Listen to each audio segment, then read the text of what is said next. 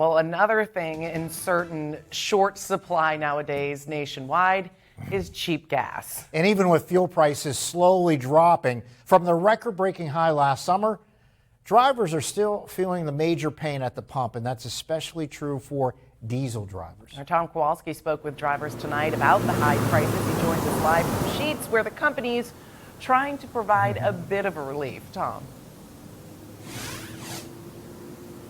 Good evening, Mike and Emily. I'm joining you from the corner of 38th and Liberty right here at the Sheetz, where, as you can see just over my shoulder, diesel prices are hovering just around $5 a gallon. Now, according to AAA, there's been a 71% increase in diesel prices since this time last year in January 2022. And that means that consumers like you and me are having to pay more at the store. Now, here's what's up. While fuel prices may have come down from the record-breaking numbers last summer, both commercial and non-commercial drivers alike are frustrated with the price at the pump.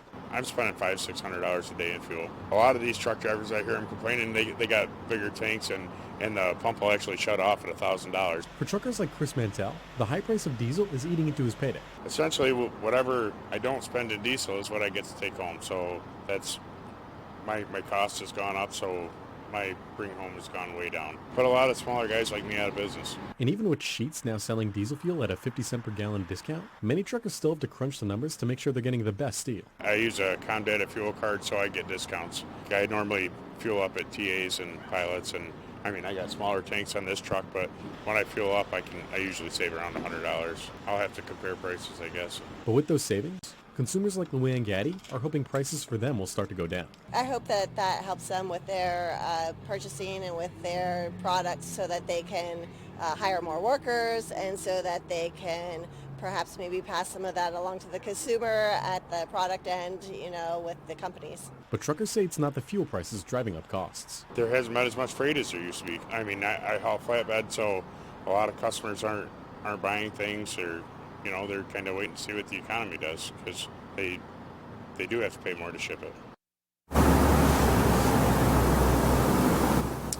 Now, that discount of 50 cents per gallon is only going on until January, so get your gas or get your diesel while you can. But for now, from the corner of 38th and Liberty at the Sheetz, Tom Kowalski, Erie News Now. All right, Tom, thanks. Come on and get warm. Now we turn to weather coverage you can count on tonight. Jay Mastrangelo is in for John Stalen tonight. AJ, what can we expect overnight? Well, Tom's got his nice little scarf going on there, so yeah, it'll be a little chilly tonight. Still above average, though. This afternoon was above average in terms of those temperatures. Tomorrow, though, looking pretty good. Temperatures into the 40s. We're close to 50 for the day on Thursday, but we do see some changes ahead. Let's take a look now at a closer look. And now at the Bayfront, 31 degrees with our Oliver's rooftop cam. We are below freezing. I do think we will be dipping down into the 20s in some spots, even possibly right here along the lakeshore. Not looking too bad right now. Oliver's brunch, you should try that one. It is pretty good, especially if you like eggs Benedict. 31 degrees in Erie, 30 down towards Meadville, 27 out in Corey, 30 in Warren, 26 in Bradford. Some of those higher elevations, inland spots, a bit cooler for this evening. As we look at winds right now from the east, right along the lakeshore, inland spots really just calmer winds. That's a sign of that high pressure, but that high pressure will be breaking to a bit of cloud cover and perhaps some rain showers as we head towards Thursday. But another beautiful night expected here in northwest Pennsylvania. Nothing showing up on Doppler Max. We did see a few snow showers showing up on the radar. Those weren't reaching the ground, but our next storm system, it's not this guy here. It's this guy over Utah right now. All of that moisture from California has to go somewhere, and that's where we're seeing our next storm system. Let's talk about the day ahead tomorrow, though. 40 degrees, cloudy skies by noontime. Temperatures topping out around 46 degrees here in the city of Erie. Another above average temperature day, but we're talking rain to snow after the break. AJ, thanks. It certainly is the peak of ski season, but we've really only had a couple of snowstorms so far, Emily. Yeah, so while some people, myself, enjoying the recent warmer weathers, ski resorts certainly are not, and they are really hoping for cold and snow. And tonight, our Marissa Thomas checked in with the Peak and Peak Resort to see how they're handling things so far. Good evening, Marissa. Hi, Mike and Emily. At the Peak, I was able to speak with a few of the staff on what it looks like for them to keep up in the warmer winter temperatures. While weather can be a problem for drivers during the winter months, it is crucial for places like Peak and Peak Resort and their winter sports. Addison Piriello, a worker at the Peak, says this season has been a challenge right out of the gates. Well, last week we closed for a couple days, so we missed a bunch of hours, and no one was here to tend to the park or the rails, so we had to rebuild a lot of stuff today.